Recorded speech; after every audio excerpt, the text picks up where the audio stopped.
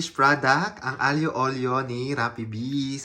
Hi guys! For today, magluluto ulit ako ng spaghetti. At ito, quick and easy lang. Parang mga 10 to 15 minutes kaya siyang gawin. Konti lang ingredients niya. Yun ay extra virgin olive oil. Tapos kailangan din natin ng parsley at saka ng garlic. So ang tawag dito ay aglio olio and madali lang to. So simulan na natin. So ang first step natin ay hiwain natin tong mga bawang ng maliliit lang. Thinly slice lang siya. So yan, mga ganyan lang. Cut natin siya, tapos lahat to cut natin. Ito na guys, na-cut na natin yung ating mga bawang. Tapos ang next naman natin ika-cut ay itong mga parsley. Ganun din, cut lang din natin siya. So ito na guys yung ating parsley.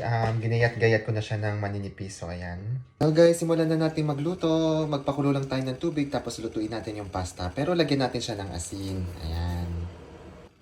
Tapos ilagay na natin tong pasta and lutuin lang natin yan hanggang sa maging al dente.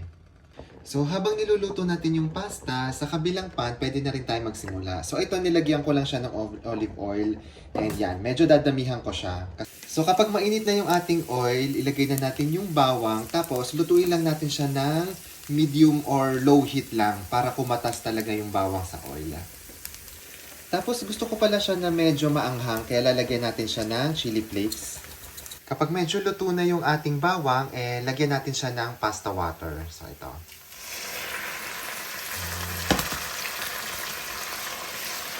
So guys, yung pasta natin, al dente na siya. Yan. Medyo mauso. Ibig sabihin ng al dente, hindi pa siya lutong-luto. Medyo firm pa siya. Tapos saka natin siya ilalagay dito. Kasi dito natin siya lulutuin talaga. So yan. So itong ating pasta, straight na kagad to dito sa ating pan. So ito ng itsura niya. And halo-haloin natin siya hanggang sa kumapit yung oil at saka garlic sa pasta natin. Kung mapapansin nyo, hindi ko na siya nilagyan ng asin. Kasi yung pasta water na ginamit natin, meron na siyang asin and yun na yung pampaalat niya.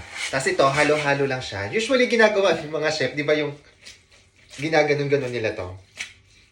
Takot ako baka malaglag. So, haluin lang natin ng gamit tong. Tapos, kapag maluluto na siya, ilagay na natin tong parsley. Yan. Mas marami, mas masarap. Tapos, halo-halo lang. Ito na guys, yung ating aglio olio. Luto na yan. And pwede na tayong maghain at kumain. Ito na guys, ang ating aglio olio. And yung final touch ko dito, ilalagyan ko siya ng cheese. Parmesan yata to. So, lalagay ko lang siya dito sa ibabaw.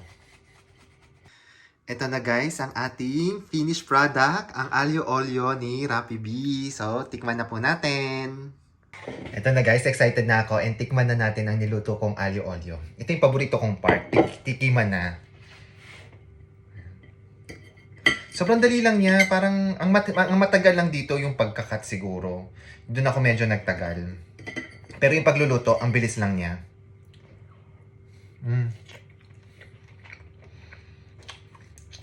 Sarap.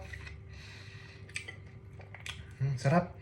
Ibang-iba ka talaga yung mga Italian food, no? Yung parang ang simple lang ng mga ingredients, tapos ang unti lang, ang bilis lang gawin. Pero masarap siya. Wala nang kailangan iba't ibang gawin pa. Very simple, pero sobrang sarap. So guys, kung wala po kayo maisip na lutuin, try nyo po itong aglio olio. So, sobrang dali, promise. So ayun, thank you po sa pagsama sa akin and kain muna ako ng dinner ko. Bye-bye!